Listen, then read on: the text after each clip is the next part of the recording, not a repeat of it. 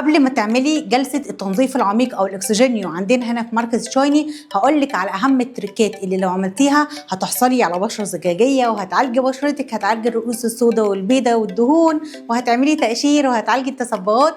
بس لازم تسمعي كويس جدا انا هقول لك ايه. اول حاجه، لو حابه ان انت تعملي فتله لبشرتك، يا اما قبل الجلسه ب3 ايام على الاقل او بعد الجلسه ب3 ايام، وده علشان ما يحصلش اي انتي بكتيريا في بشرتك وبالتالي بشرتك تعمل حبوب. تاني حاجه، جلسه الديرما بلاننج اللي احنا بنعملها هي بتشيل الجلد الميت والشعر الوبري، يعني مش هتغنيكي عن الفتله لكن بتنظف بشرتك. فما تجيش تقولي لي ما انت كده كده هتعملي لي ديرما بلاننج يبقى ايه لازمتها الفتله. لو انت شعرك تقيل اعملي حسابك يا تعمليه قبل الجلسه ب3 ايام يا بعد الجلسه ب3 ايام. اهم نقطه بقى انا باكد عليها دلوقتي وبعد كده مش هشيل مسؤوليتي، هي نقطه بشرتك حساسه ولا لا. لما بتجيلي اي عميله وببدا ان انا اعمل لها جلسه بقول لها بشرتك حساسه ولا لا، بلاقيها تقولي مش عارفه بس هي دهنيه. ايه علاقه ان انت بشرتك حساسه ببشرتك دهنيه؟ ينفع اقول لك انت تحسسي من الفراوله تقولي لي مش عارفه بس انا بحب الفراخ؟ ايه علاقه دي بدي يا بنات؟ بشرتك حساسه دي يعني بتتحسس من اي ماسك. لو حطيت اي ماسك غريب على بشرتك بتحمر، بيجي لها هيجان، دايما بتحسي ان انت عاوزه تفرشي في بشرتك، لما بتعملي فتله بتطلع حبوب، دي معناها بشرتك حساسه. ملهاش علاقه بقى ان انت بشرتك دهنيه، ممكن بشرتك تبقى دهنيه وحساسه، ممكن تبقى عاديه وحساسه، ممكن تبقى جافه وحساسه، ودايما اصحاب البشره الجافه بتكون بشرتهم اصلا حساسه. ليه بقى بسالك انت بشرتك حساسه ولا لا؟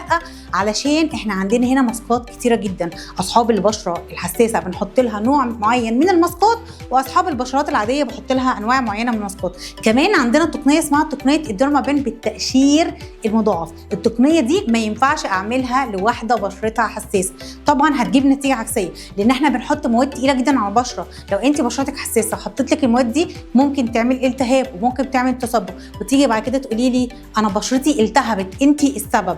فانا بحب اقول لكم على النقاط دي علشان انا مش هبقى مسؤوله عن اي حاجه تحصل اثناء الجلسه. الجلسات عندنا كويسه جدا، مده الجلسه بتكون مدتها من ساعه لساعه ونص. عندنا جلسات الهيدروفيشيال او النيترياجي التنظيف العميق، مفيش حاجه اسمها انت بتعملي كام مرحله. احنا بناخد بشرتك بنحطك قدامنا وبنبدا نفور البشره، ولما بنحس ان البشره نورت بنقول لك اتفضلي. ما ينفعش اقول لك انا هعمل لك 10 مراحل ب 100 جنيه او 12 مرحله ب 300 جنيه. يعني انت لو دفعتي لي 300 جنيه وانا خلصت ال 12 مرحله اقول لك يلا بقى مدتك انتهت معانا او فلوسك خلصت؟ حاولوا ان انتوا يا بنات يكون عندكم تفهم يعني ايه جلسه تنظيف، او يعني ايه جلسه علاجيه، او يعني ايه جلسه طبيه. انا مش من النوع اللي بحط 15 ماسك علشان تقتنعي ان انا بعمل لك تنظيف عميق. احنا عندنا هنا احماض وسيروم ومحاليل مستورده بنستخدمها، اللي الماسك بيعمله بعد نتيجة تستخدمه 15 مرة احنا بإزازة مثلا معينة زي الإزازة دي بنجيب لك نتيجة من أول مرة. ودي يعني جلسة تنظيف عميق طبية، يعني احنا بنعالج. دي الحاجة اللي بعد كده ساعات بيكون في بنات عندها دهون تحت الجلد، فبقول لها بعد الجلسة بيومين 3 الدهون دي هتطلع على شكل حبوب. فتيجي تقولي يعني أنا جاية أعمل جلسة علشان وشي يحبب؟ أمال أنا جاية أعمل جلسة ليه؟